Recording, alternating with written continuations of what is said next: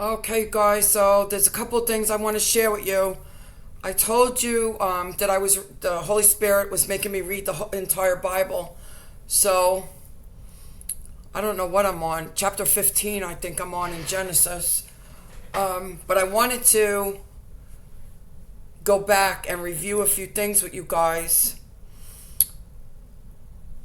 There was a part in the beginning that stood out to me, and I said I was going to investigate that a little further, which I did, where it said that, let me get it.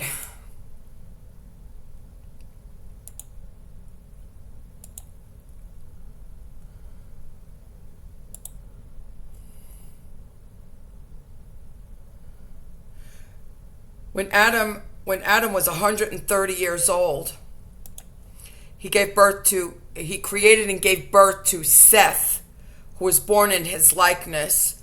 And I said, wait a second, because when we go back to the beginning of Genesis, it just says that Eve gave birth to a son named Cain, and then she gave birth to another son named Abel. Mentioned nothing about being in the likeness of Adam, and that just stood out to me like a red flag. Like, what is the importance of this, and why was it put that way when they were all their children?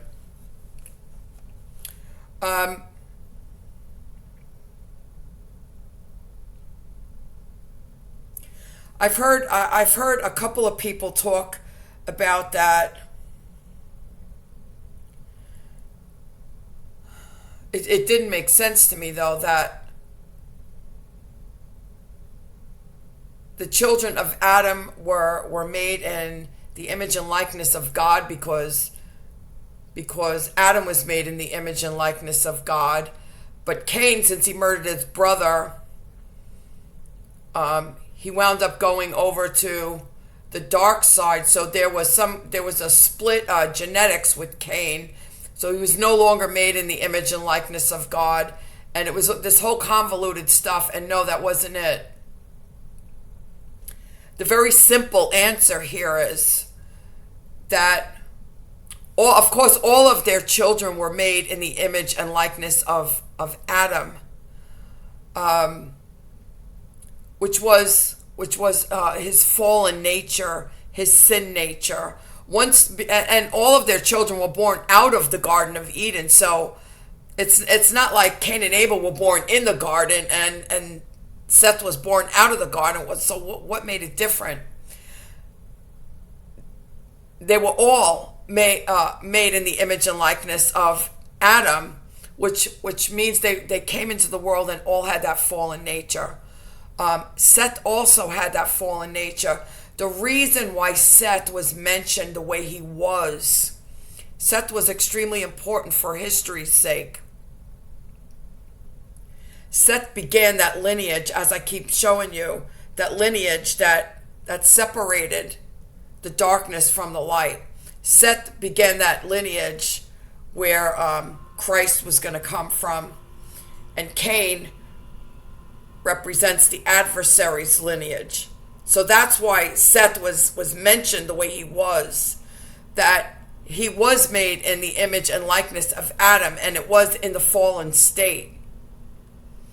And this is the reason why Jesus had to come. Because everybody from that point, we were all born in that fallen state. So that was the importance, and why Seth was mentioned like that, like so prominent that it actually threw up a flag for me, like, I got to find out what this means. That's exactly what it meant. Because Seth started the lineage of Jesus. And the reason why Jesus had to come, because everyone was born into a fallen state since the time that Adam and Eve disobeyed God. Now, Genesis chapter 6. We have mention of the Nephilim here.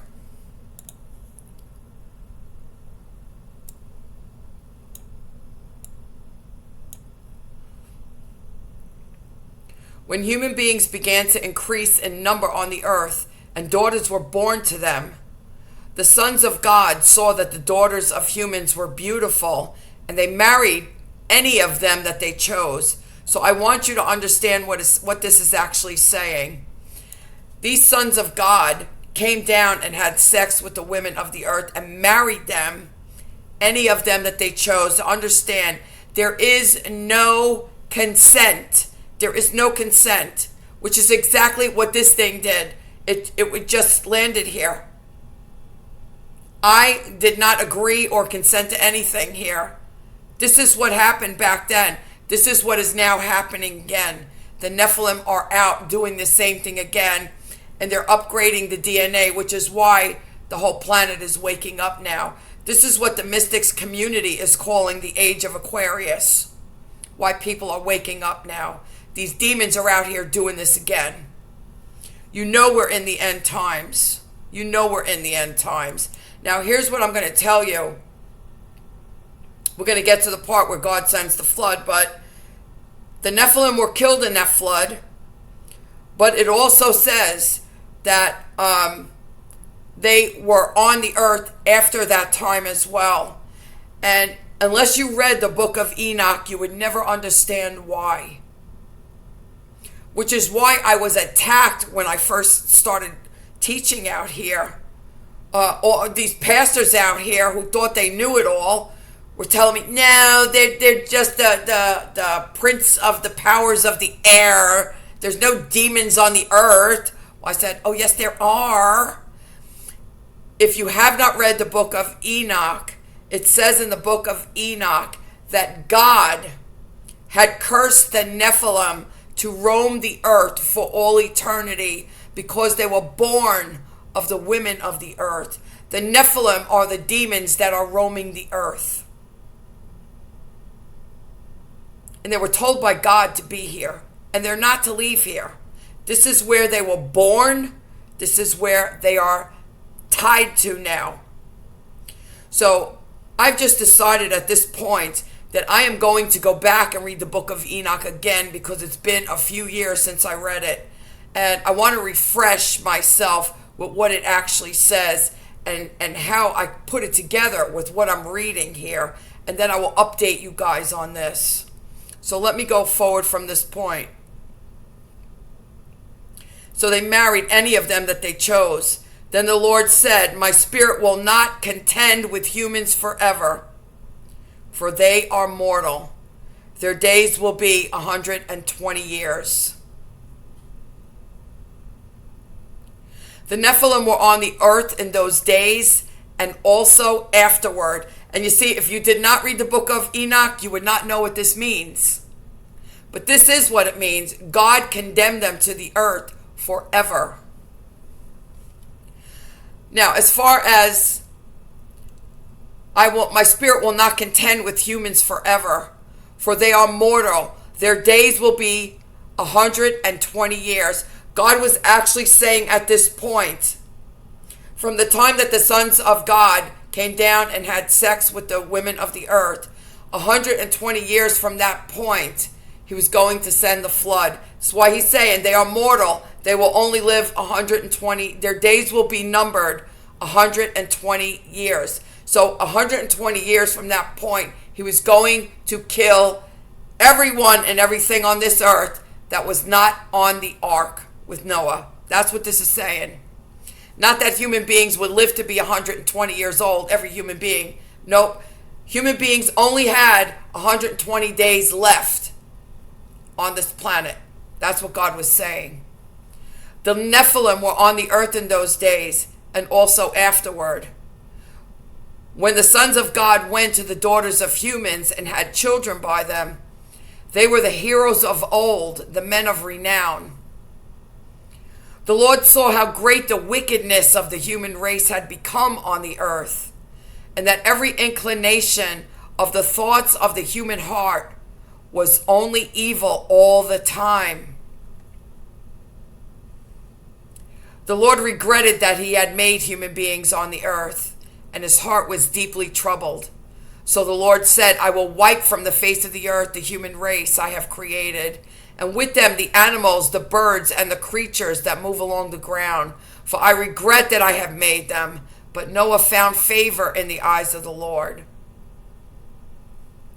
So Noah was a righteous man, blameless among the people of his time, and he walked faithfully with God. Noah had 3 sons, Shem, Ham, and Japheth. The earth was corrupt in God's sight and was full of violence. God saw how corrupt the earth had become, for all the people on earth had corrupted their ways. So God said to Noah, I am going to put an end to all people, for the earth is filled with violence because of them. I am surely going to destroy both them and the earth. So make yourself an ark of cypress wood. Make rooms in it and coat it with pitch inside and out. This is how you are to build it. The ark is to be 300 cubits long, 50 cubits wide, and 30 cubits high. Make a roof for it, leaving below the roof an opening 1 cubit high all around. Put a door on the side of the ark, and make lower, middle, and upper decks. I am going to bring flood waters on the earth to destroy all life under the heavens, every creature that has breath of life in it. Everything on earth will perish, but I will establish my covenant with you, and you will enter the ark, you and your sons and your wife and your sons' wives with you. You are to bring into the ark 2 of all living creatures, male and female, to keep them alive with you. 2 of every kind of bird, every kind of animal, of every kind of creature that moves along the ground will come with you to be kept alive. You are to take every kind of food that is to be eaten and stored away as food for you and for them. Noah did everything just as God commanded.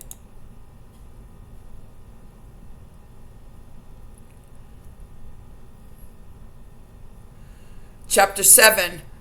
The Lord then said to Noah, go into the ark, you and your whole family, because I have found you righteous in this generation.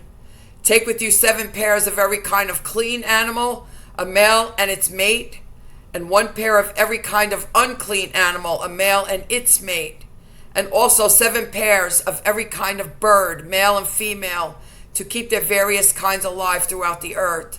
7 days from now, I will send rain on the earth for 40 days and 40 nights, and I will wipe from the face of the earth every living creature I have made. And Noah did all that the Lord had commanded him. Noah was 600 years old when the flood waters came on the earth. And Noah and his sons and his wife and his sons' wives entered the ark to escape the waters of the flood. Pairs of clean and unclean animals, of birds, and all creatures that move along the ground, male and female, came to Noah and entered the ark as God had commanded Noah. And after 7 days, the flood waters came on the earth. In the 600th year of Noah's life, on the 17th day of the 2nd month, February 17th, on that day, all the springs of the great deep burst forth, and the floodgates of the heavens were opened, and the rain fell on the earth for 40 days and 40 nights. Now, I don't know if you guys are aware of this, but I just learned this now as I was reading this. I always learned in the church that God sent a flood, that it rained for 40 days and 40 nights. Actually, what happened was there was a tsunami. God created an earthquake, and there was a tsunami. And in addition, there were floodwaters. There was rain coming down. There was both. So understand how the water was able to get as high as mountains, that Moses sent out birds to see if they could land anywhere, to see if the water was coming down. How did the water get so high in 40 days? Just by rain? For me, in my magical thinking, I would say, well, God is capable of doing anything. God can make everything flood in 5 minutes if he wanted to. I never questioned it. And also, I had never read the Bible. But here's what it says. I'm going to read it once again. In the 600th year of Noah's life, on the 17th day of the 2nd month, on that day, the springs of the great deep. The great deep. This is where I understood about the marine spirits attacking Lucifer, the great deep. The springs of the great deep, underneath the ocean. The springs of the great deep burst forth, and the floodgates of the heavens were open, and the rain fell on the earth for 40 days. So what that is showing to me is the plates, the tectonic plates, were moving in the great deep, in the core of the earth. There was an earthquake. And what happens when there are earthquakes in the center of the ocean? There's always a tsunami. There's always a tsunami. So this is what it's saying here. The springs of the great deep burst forth, and the floodgates of the heavens were open, and rain fell on the earth for 40 days and 40 nights. So then it's just talking about the animals being in the ark, and that I keep wanting to say Moses. I've done this for months now. Every time I want to say Noah, my brain wants to say Moses for some reason, and I don't understand why that is. But I'm catching myself now, at least. There was something else that I found in here that I never knew before.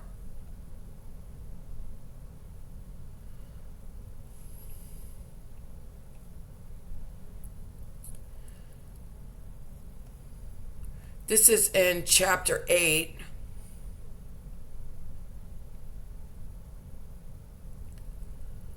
So it's by the first day of the first month of Noah's 601st year. 601st year. So it had been an entire year that the water was, that they were in that ark. It had been an entire year. The first day of the first month. His birthday was February 17th. So now we're talking January 1st of the following year. So they were in that ark for an entire year. The water had dried up from the earth. Noah then removed the covering from the ark and saw that the surface of the ground was dry. By the 27th day of the second month, the earth was completely dry. Wow.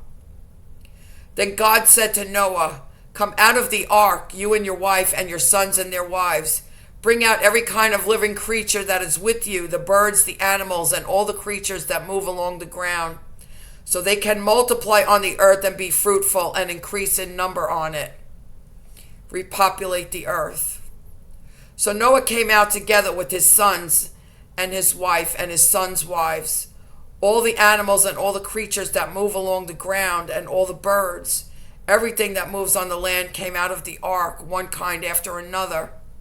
Then Noah built an altar to the Lord, and taking some of all the clean animals and clean birds, he sacrificed burnt offerings on it. The Lord smelt the pleasing aroma and said in his heart, "Never again will I curse the ground because of humans, even though every inclination of the human heart is evil from childhood." Why is that? Every inclination of the human heart is evil from childhood.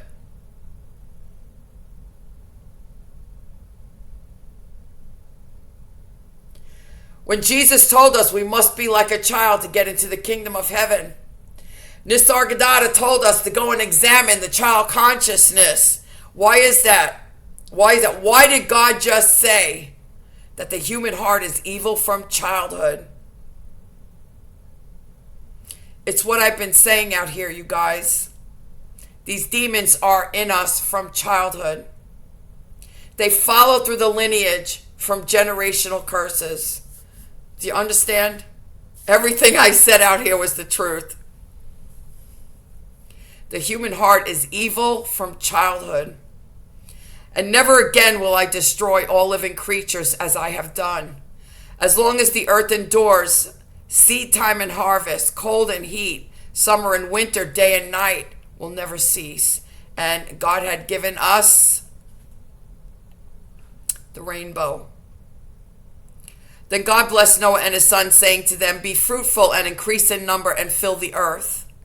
The fear and dread of you will fall on all the beasts of the earth, and on all the birds of the sky, on every creature that moves along the ground, and on all the fish in the sea. They are given into your hands. Everything that lives and moves about will be food for you. Just as I gave you the green plants, now I give you everything. But you must not eat meat that has lifeblood still in it. So understand, according to the Bible, you should not be eating rare steak. You should not be eating rare steak. It says, but you must not eat meat that has its lifeblood still in it. And for your lifeblood, I will surely demand an accounting. I will demand an accounting from every animal and from each human being too. I will demand an accounting for the life of another human being. And understand how serious this is, you guys. Listen, you know, the only way that I can even try to make sense out of what's happening here is the fact that we were all born into Satan's kingdom, just as I explained it to you guys, and that we were separate from God. For all of us to believe that for a society to make it legal to abort children and to have us all grow up to believe that this was okay and this was normal and that this child wasn't actually a human being. It's only the delusion of the devil that could ever do something like this. And let me tell you, I was a bleeding heart liberal who always believed that everyone deserved to make their own decisions for their own life. I was absolutely one of those people. You have got to know that the Lord is real, because I have been wholly convicted on this issue. I have been wholly convicted on this issue. And from each human being too. I will demand an accounting from every animal about its lifeblood. He's going to demand an accounting of every animal for their lifeblood. How much more is he going to demand an accounting from every human being too? I will demand an accounting for the life of another human being. You all have to really, really understand this. And I pray that the Holy Spirit will convict every last person hearing this.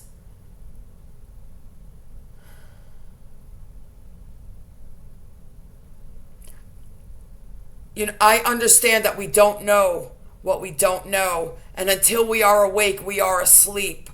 And this is for every single one of us. And I was there. I was in that sleep. And I understand this. But man, my heart hurts. My heart hurts that we can't see what we're doing out here. And that Satan is blinding all of us. I hope everybody wakes up. Here is God himself saying, I will demand an accounting for the life of another human being. Whoever sheds human blood, by humans shall their blood be shed. For in the image of God has God made mankind. Man, does it get any more serious than that? This is chapter 9, verse 6. Whoever sheds human blood, by humans shall their blood be shed. For in the image of God has God made mankind. As for you, be fruitful and increase in number, multiply on the earth and increase upon it. Then God said to Noah and to his sons with him, I now establish my covenant with you and your descendants after you, and with every living creature that was with you, the birds, the livestock, and all the wild animals, all those that came out of the ark with you, every living creature on earth. I establish my covenant with you. Never again will all life be destroyed by the waters of a flood.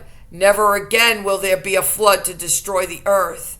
And God said, this is the sign of the covenant I am making between me and you and every living creature with you, a covenant for all generations to come. I have set my rainbow in the clouds. and it will be the sign of the covenant between me and the earth. Whenever I bring clouds over the earth and the rainbow appears in the clouds, I will remember my covenant between me and you and all living creatures of every kind. Never again will the waters become a flood to destroy all life. Whenever the rainbow appears in the clouds, I will see it and remember the everlasting covenant between God and all living creatures of every kind on the earth. This is something that every single one of us should hold dear to our hearts. I mean, any single time that you might be feeling that you are separate from God, or you're not hearing God, or you're not feeling God, think of that rainbow in the sky, or praise God if you see a rainbow in the sky. Remember that day that I was so upset and I was crying and I looked up and I saw the rainbow in the sky. Do you remember that? I made the video of it and I showed you. And I started crying. There was God. There was God right there. He's telling me, I'm right here with you. This is how we should be seeing these things. Everywhere we look, we should be seeing God. Everywhere we look, we should be seeing God. So God said to Noah, this is the sign of the covenant I have established between me and all life on the earth. Exactly. Exactly. Every time you see a rainbow in the sky, you should feel the love of God in your heart. And I mean that. I mean that. These are not words. I really mean that. There was something else that I read here that I want to share with you, because this actually adds to the story of what happened with Cain and how all this darkness started. So it was the sons of Noah. The sons of Noah who came out of the ark was Shem, Ham, and Japheth. Ham was the father of Canaan. These were the three sons of Noah, and from them came the people who were scattered over the whole earth. Noah, a man of the soil, proceeded to plant a vineyard. When he drank some of its wine, he became drunk and lay uncovered inside his tent. Ham, the father of Canaan, saw his father naked and told his two brothers outside. But Shem and Japheth took a garment and laid it across their shoulders, and then they walked in backwards and covered their father's naked body. Their faces were turned the other way so that they would not see their father naked. When Noah awoke from his wine and found out what his younger son had done to him, he said, "Cursed be Canaan." So now he's cursing the son of Ham, which was Moses' youngest son. So here's what's happening from what I'm understanding. They were not supposed to be seeing their father naked, which is why the two older boys put a blanket around their shoulders and they walked in backwards so that they wouldn't see their father's nakedness, and they covered their father. But yet his youngest son saw him naked. So did that mean that the youngest son sexually abused his father while he was drunk? That's the way it seems to me. That's the way it seems to me. That the youngest son saw his father naked, and that absolutely was forbidden from the way it shows the other two sons walked in backwards with the covering. And then when Noah woke up and he cursed the son of Ham. So listen to what it says. When Noah awoke from his wine and found out what his younger son had done to him, his younger son, it appears, had sexually abused him while he was passed out from being drunk. Cursed be Canaan, which is the son of his youngest son Ham. The lowest of slaves will he be to his brothers. He also said, "Praise be the Lord, the God of Shem. May Canaan be the slave of Shem. May God extend Japheth's territory. May Japheth live in the tent of Shem. And may Canaan be the slave of Japheth." After the flood, Noah lived 350 years. Noah lived a total of 950 years, and then he died.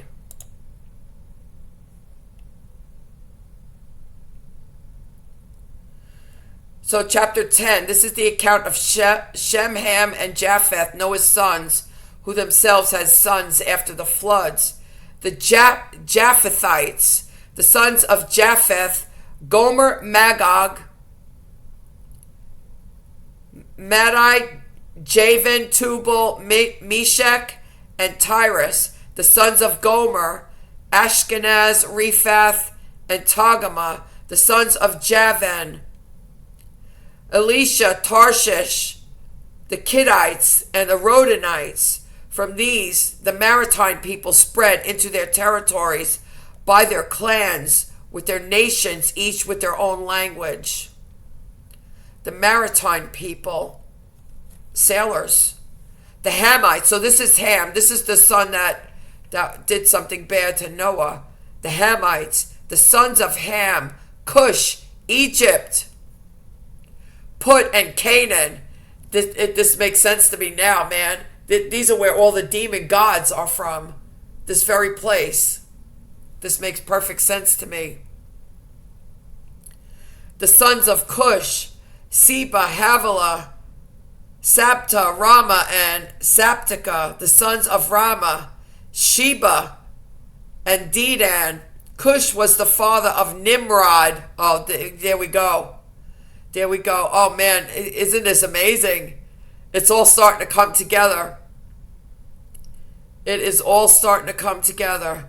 Cush was the father of Nimrod, who became a mighty warrior on the earth. He was a mighty hunter before the Lord. That is why it is said, like Nimrod, a mighty hunter before the Lord. The first centers of his kingdom were Babylon, Uruk, Akkad, and Calneh in Shinar. From that land he went to Assyria, where he built Nineveh. Nineveh was a horrible place. Remember, Jonah was sent to Nineveh and he didn't want to go, and he wound up in the whale's stomach for 3 days.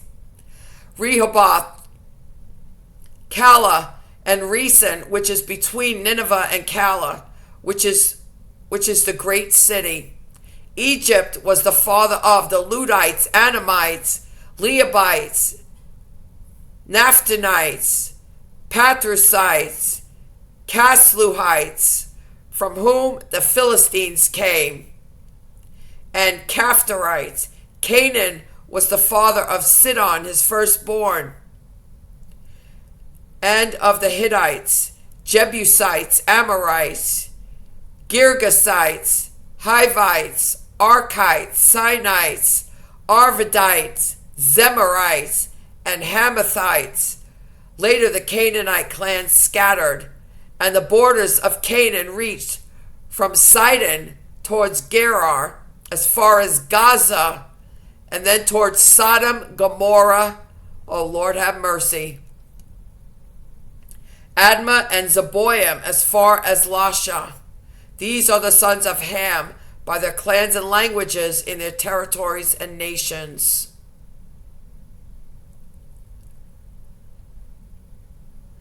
And the Semites were born to Shem.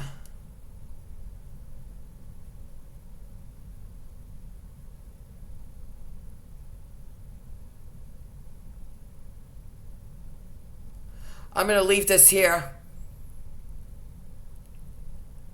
So it is very clear to me now, which now is making me even more of a push in me, that I must go and read the book of Enoch now. Because it's becoming very clear to me that the Nephilim are still on the earth, and we're getting all of the places on the Eastern Hemisphere where all of these horrible things are happening. There's homosexuality is rampant, rape is rampant, just people are amoral. And they're practicing all kinds of witchcraft and sorcery. The demons have really taken over. This is exactly what happened. And this is the part of the hemisphere, the world, wherever, that Cain went to live, and then Ham is over there too. I firmly believe that because Ham did that he already had demons in him.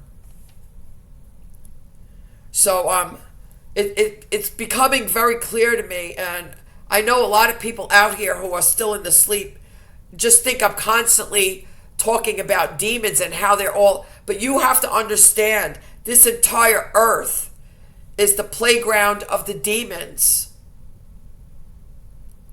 This entire earth is the playground of the demons. And you are absolutely kidding yourself that you don't understand this and that you don't speak the reality of how these demons are trying to destroy us every minute of every day, and how everybody is in helping each other to try to get these demons out of our bodies.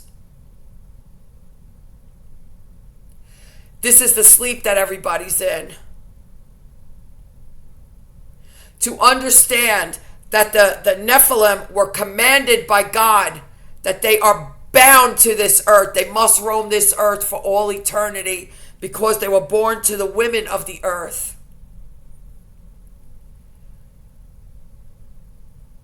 And you're starting to see, this is why I keep making this thing here like this, between Seth and Cain, that I keep making this arch here. Because Seth is the lineage that goes down to Jesus, and Cain is the lineage that goes down to the Antichrist. Do you understand? And this is what we're starting to see already. So we've got Noah here, who was